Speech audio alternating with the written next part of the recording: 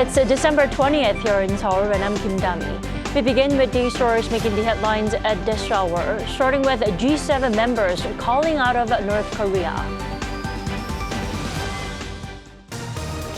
The group of 7 members slammed the regime in the strongest terms for its repeated reckless nuclear buildup and missile launches. The UN Security Council is also carrying out a meeting to discuss the North's recent ICBM launch at the moment. Current National Security Advisor Cho Tae-yong has been tapped as the new spy chief and former ambassador to the UN Cho Tae-yeol as the new foreign minister. The nominations came ahead of next April's parliamentary elections, in which some ministers are expected to run. The magnitude 6.2 earthquake that ravaged China's Gansu province Monday night has left nearly 130 people dead. Rescue operations continue in the extreme cold. International condemnation for North Korea over its missile provocations continues. This time from G7 members in their strongest terms yet. And over in New York, a UN Security Council meeting took place to address Pyongyang's evolving military threats. Our Shin Se-byuk starts us off. G7 countries have condemned North Korea's latest launch of an intercontinental ballistic missile in, quote, the strongest terms.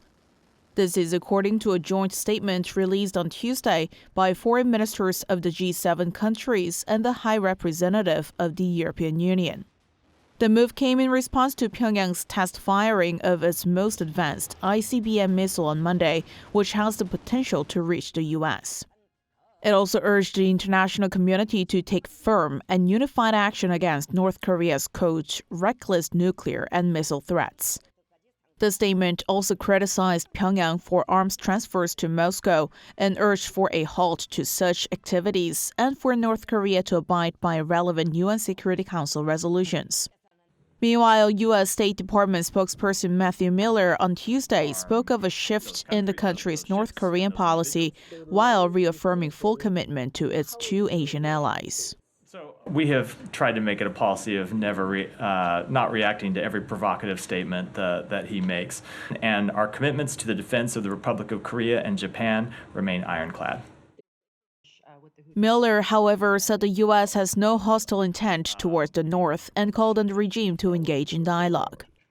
And over in New York, a UN Security Council meeting is currently taking place, with ways to respond to Pyongyang's latest missile firing included on the agenda.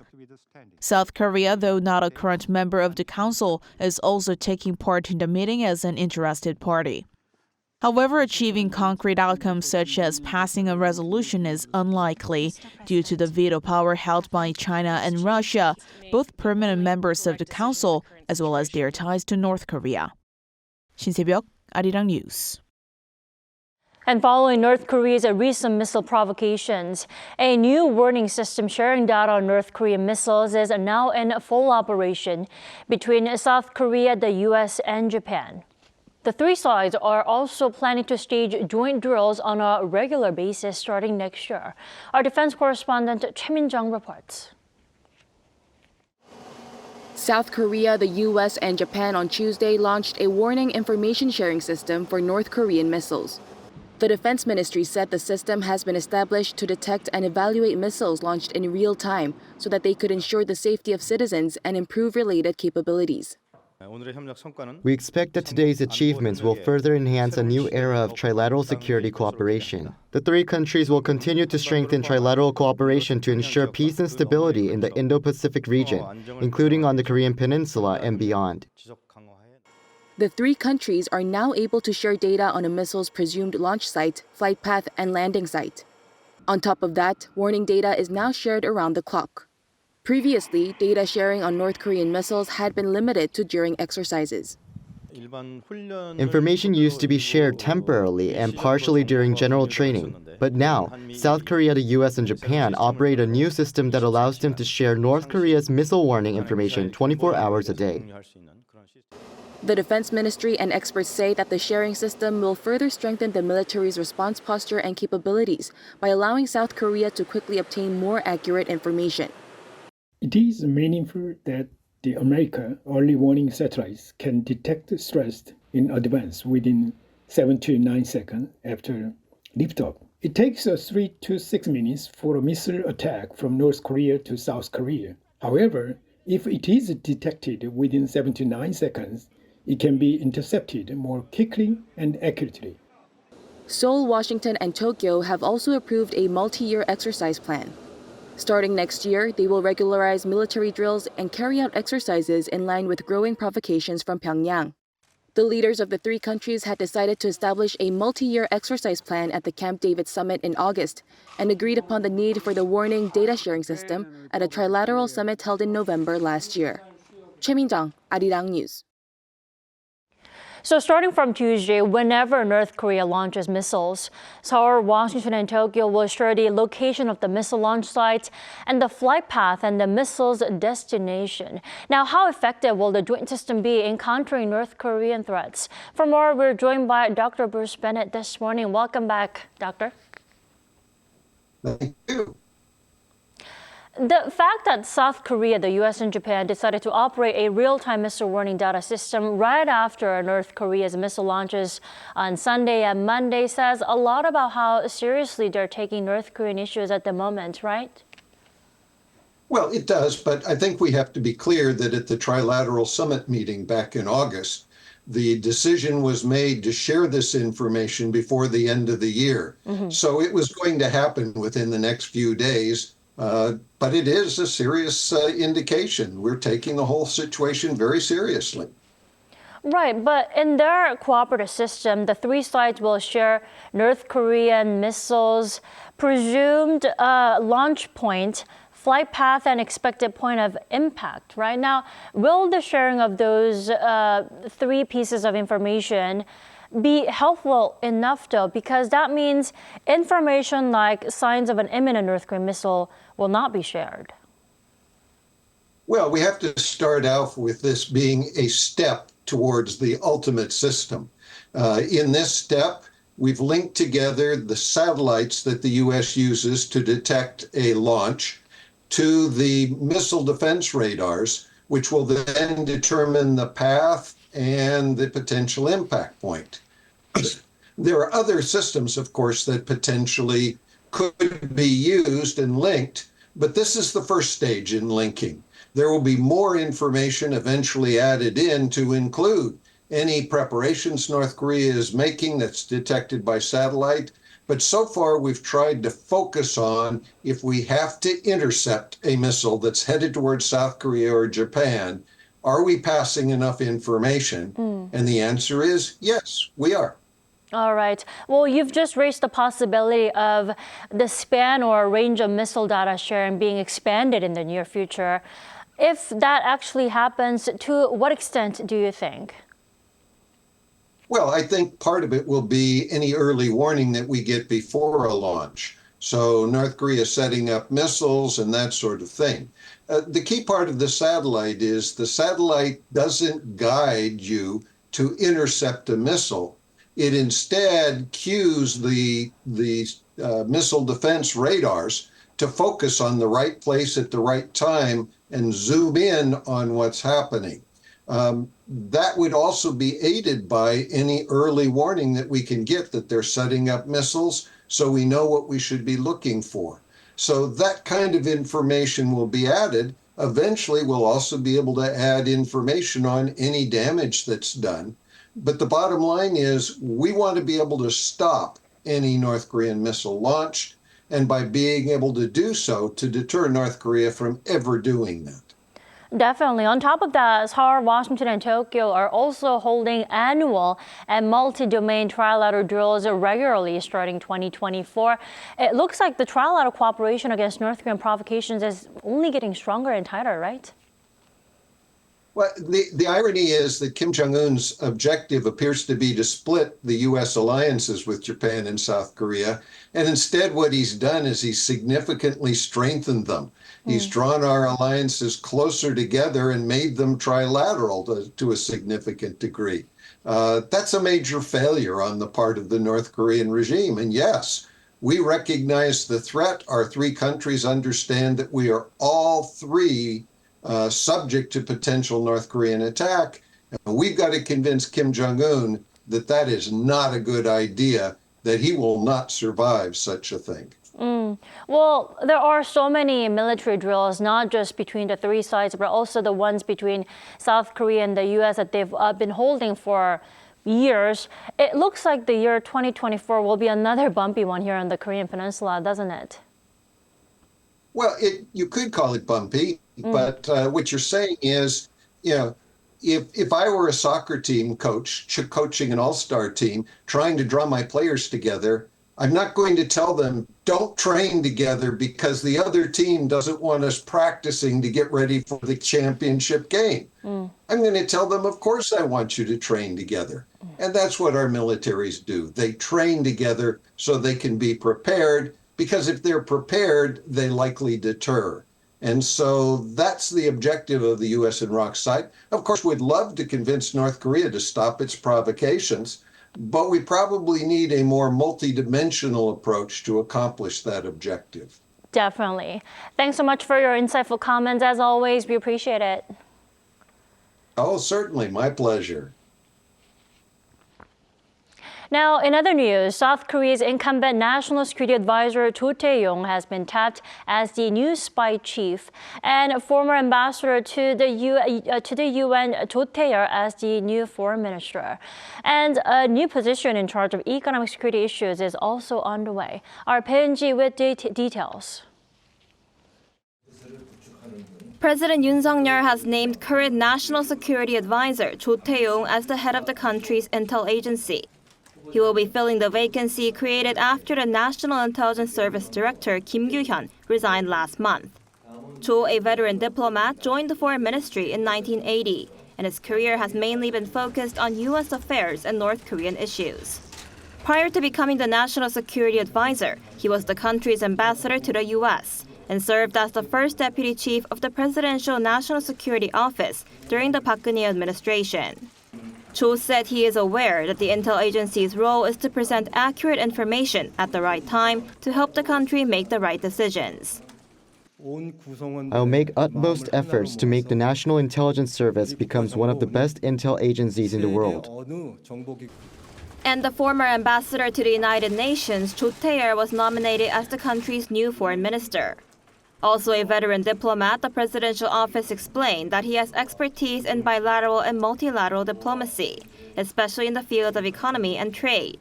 After starting his career as a diplomat in 1979, he served as the ambassador to Spain and the chairman of the World Trade Organization dispute panel. Cho said he feels a heavy weight on his shoulders at a time of major geopolitical shifts, noting the intense competition between the U.S. and China and the Ukraine war. I will do my best to strengthen the foundation for national security and prosperity by expanding the nation's diplomatic position and our strategic space. The National Assembly will be holding confirmation hearings, but the president can effectively make the appointments since parliamentary approval for ministerial positions is not mandatory. Tuesday's nominations come amid escalating tensions on the Korean Peninsula and a cabinet reshuffle in recent weeks, with incumbent ministers and top secretaries leaving their posts to run for parliament next April. As for the new National Security Advisor, a senior presidential official said the nominee will be announced after further reviews.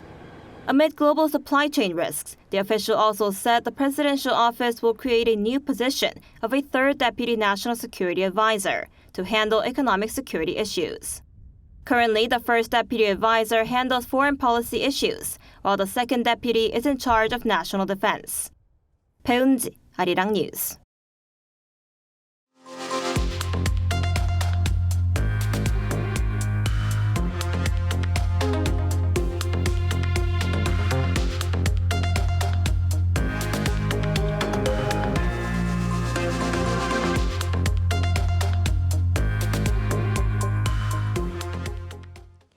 Amid a growing international condemnation over Israel's continuous attacks in Gaza, which has resulted in thousands of civilian casualties, Israel's president has signaled readiness for a new temporary truce in Gaza. Lee Seung-ja has more.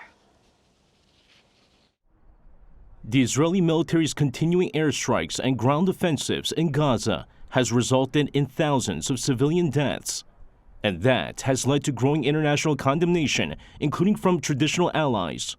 The United States has also called on Israel to scale back its attacks to target only Hamas. Amid growing criticism, Israeli President Isaac Herzog has said his country is willing to agree a new temporary truce with Hamas in Gaza in exchange for more hostages. Speaking to a gathering of ambassadors on Tuesday, Herzog said Israel is ready for another humanitarian pause and additional humanitarian aid in order to enable the release of hostages. The previous 7-day temporary ceasefire last month led to the release of 86 women and children held by Hamas in exchange for 240 Palestinian women and teenagers held in Israeli jails. The militant group also released 24 foreign nationals during that period. Meanwhile, Hamas leader Ismail Haniyeh is expected to visit Egypt on Wednesday to hold ceasefire talks, raising hopes for another temporary pause in Gaza. However, Israeli Defense Chief Yoav Gallant says its military plans to expand its ground offensives in the Gaza Strip to other areas. He added that through the expansion of the ground offensives, Israel will bring high-ranking Hamas officials to the graveyard or prison. He also said that Khan Yunis, where many refugees from the north of Gaza fled, has become the center of terrorism, adding the military will continue its operations in the region. Meanwhile, the director of Kamal Adwan Hospital in Gaza admitted that Hamas has turned hospitals into military facilities under its control. The comments came during an interrogation by the Israel Security Agency, where the director revealed how the militant group uses hospitals for military purposes, including hiding its operatives, conducting military activities, and moving its members. Lee Seung-jae, Arirang News.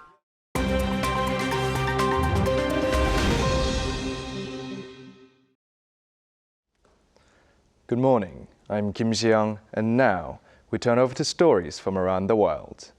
The death toll from the 6.2 magnitude earthquake that hit China's Gansu province on Monday night has now increased to at least 127 people, making it China's deadliest earthquake since 2014.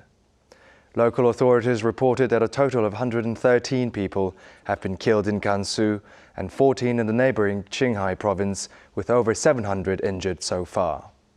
The earthquake has also damaged over 155,000 properties in Gansu.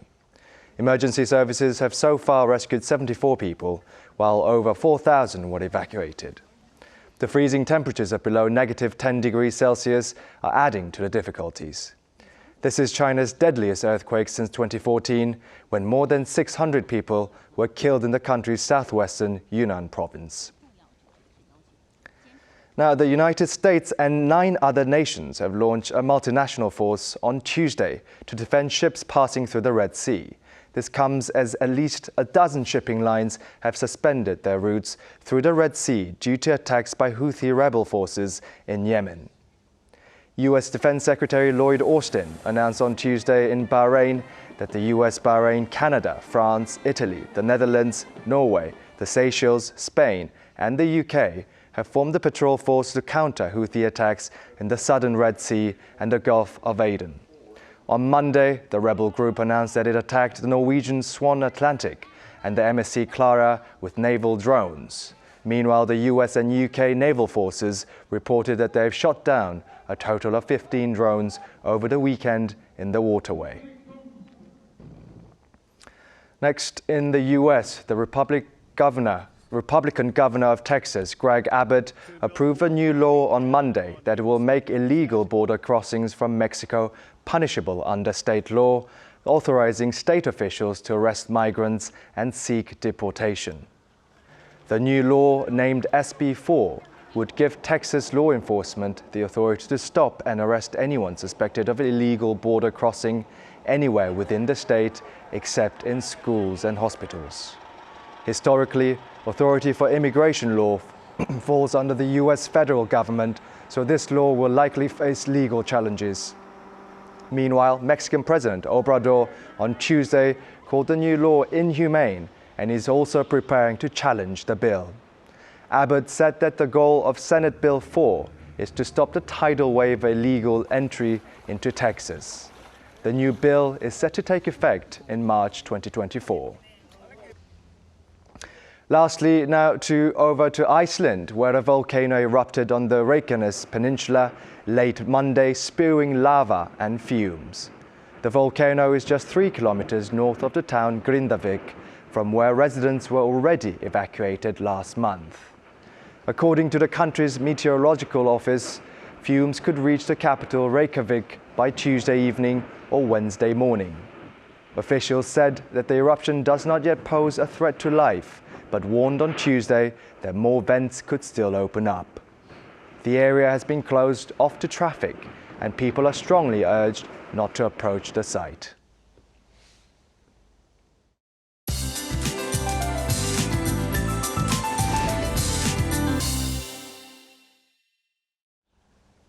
Good morning. The capital area is waking up to snowy roads and icy temperatures, some of the worst weather conditions we want to face during the cold month. It's continuing to snow in many western regions and Jeju this morning. The west coast of Jeollabuk-do province and the mountainous regions of Jeju Island could see more than 30 centimeters of snowfall. The rest of Jeollado province could see more than 20 centimeters of snow until tomorrow. Also, a heavy snow advisory was issued in Jeollabuk-do and Chungcheong-namdo province. And the cold advisory remains in place for many of the upper regions, and the dry advisory remains in effect for the east coast areas.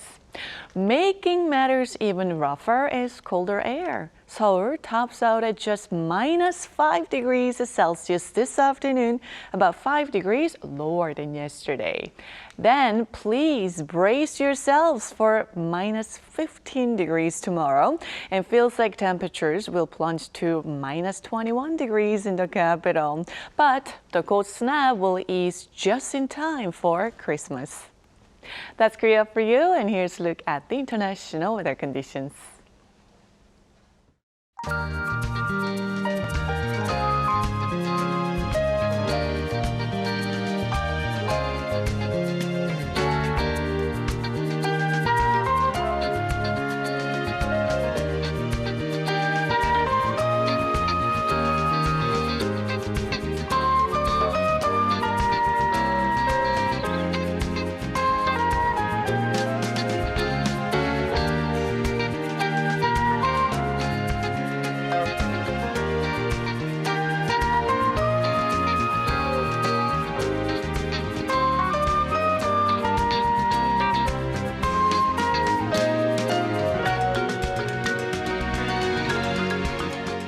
We thank you for watching New Day at Arirang. We'll be back tomorrow for Thursday's edition at the same time, 9 a.m. Korea time.